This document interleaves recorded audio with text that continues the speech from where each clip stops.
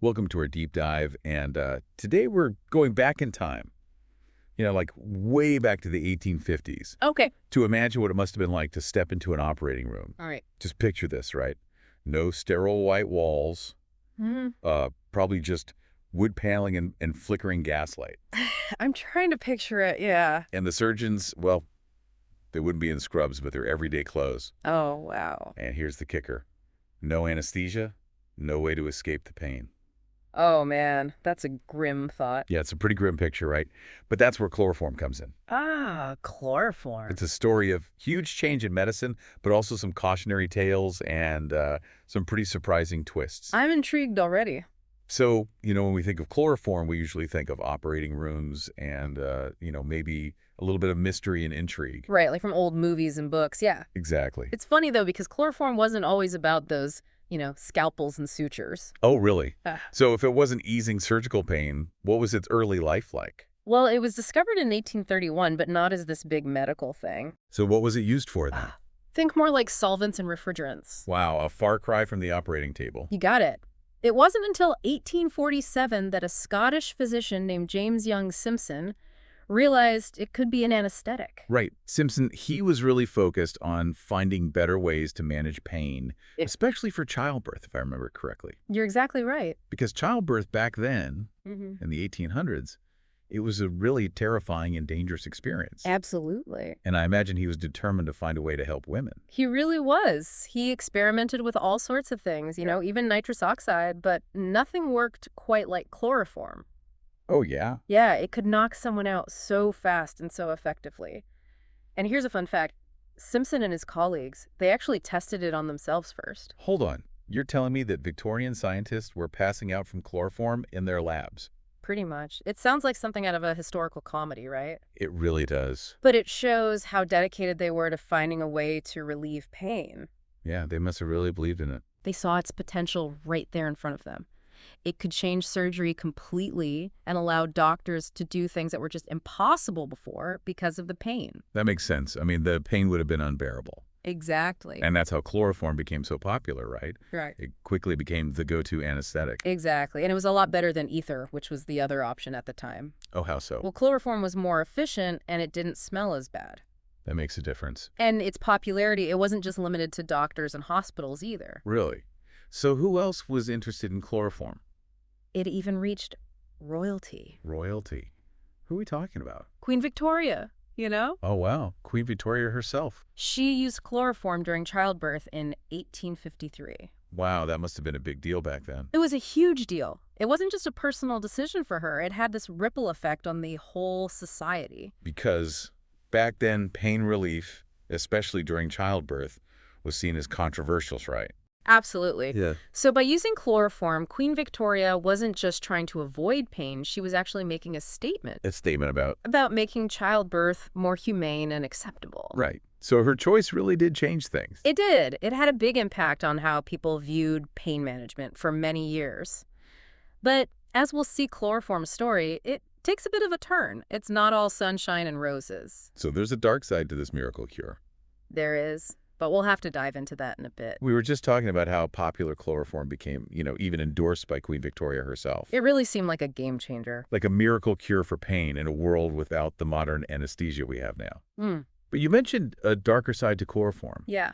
What exactly started to emerge as people used it more and more? Well, even today, with all our fancy monitoring and precise measurements, anesthesia still has risks. Oh, definitely. Imagine back in the 1800s, giving someone chloroform was really tricky. Oh, yeah. It must have been a lot harder to get the dose right. Exactly. One of the biggest dangers was giving too much, an overdose. That makes sense. I mean, too much chloroform, it can shut down your breathing and your heart. Right. And without the tools to keep a close eye on things that line between pain relief and a fatal overdose, it must have been scary thin. Terrifying. And as more people use chloroform, did they start to see more of these dangers? Unfortunately, yes. There were more and more reports of problems. Like what kind of problems? Well, one early case that really stands out is the death of Hannah Greener in 1848. Hannah Greener. Yeah, she died during a procedure where they used chloroform. Oh, wow. So that must have been a wake-up call for doctors. It definitely raised concerns. This substance that seemed so promising clearly wasn't a perfect miracle cure. Did they find out about any other long-term effects from using chloroform? There was growing worry about what happened if you used chloroform over and over. Right, repeated exposure. Exactly. Some patients who had multiple procedures with chloroform, they started showing signs of liver and kidney damage. So this wonder drug wasn't so wonderful after all. Yeah, it had this dark side that people were only just starting to understand. So what happened then? Did doctors just stop using chloroform completely? It wasn't like an overnight change, but there was a gradual shift. You know, Hmm. that early excitement about chloroform, it started to fade as the risks became clearer. So they realized they needed to be more cautious. Exactly. They started looking for safer options. And what about ether? I remember you mentioned that earlier. Right, ether had been around since 1842, but it had its own issues. Didn't ether have something to do with being flammable? That's the one. It was a fire hazard, but generally it was considered less toxic to the body than chloroform. So doctors were in a tough spot. Yeah. On one hand, you have a substance that could cause fires, and on the other hand, you have one that could damage organs. That's a tough choice. There were no easy answers. Nope, it was a really complex situation, but this period marked a turning point for medicine. In what way? Well, the medical community started to realize that progress isn't always a straight line. You know, sometimes you have to take a step back, reevaluate what you thought you knew. That makes sense. Chloroform showed them that. It's interesting how the story of chloroform goes beyond just one substance. Oh, for sure.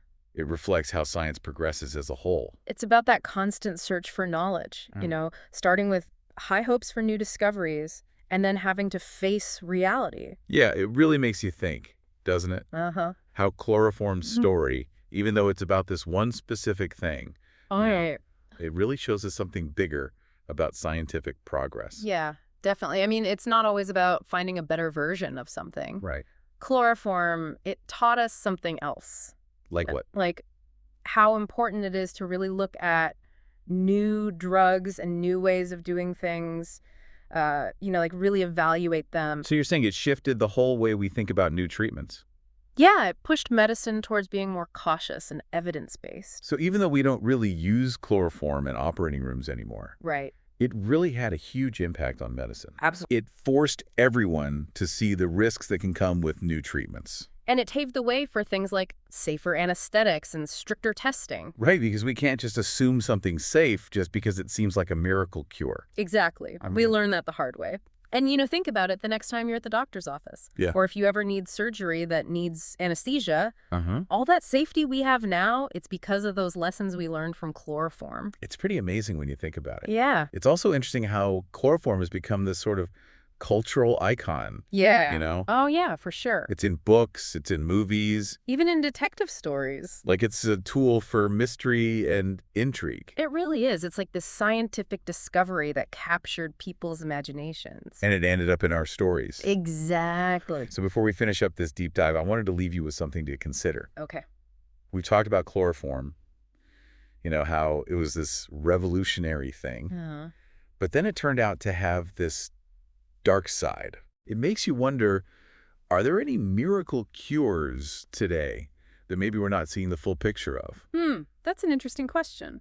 Like, are we sometimes too quick to accept new medical advancements without really thinking about what might happen down the road? That's definitely something to think about. I mean, even with all the science we have now, all the testing, Yeah. we still can't always know for sure what the long-term effects of something might be. Right, because there might be risks we haven't even thought of. Exactly.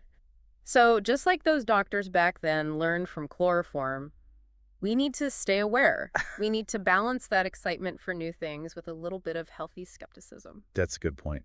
Yeah. We can't just blindly trust everything new that comes along. Right. Well, I think that's a great takeaway from our deep dive today. Yeah, I agree. The story of chloroform. It reminds us that progress isn't always easy or straightforward. Sometimes it takes some detours, some mistakes even. Right. But it's all part of the journey of discovery. And ultimately, it's about learning how to improve health and well-being for everyone. Well said. So thanks for joining us for this deep dive into the world of chloroform. Thanks for having me. It's been a fascinating journey through history and science, It really has. and hopefully it's given us all something to think about. And maybe even sparked a little bit of curiosity about what other medical mysteries are out there waiting to be uncovered. Exactly. Until next time.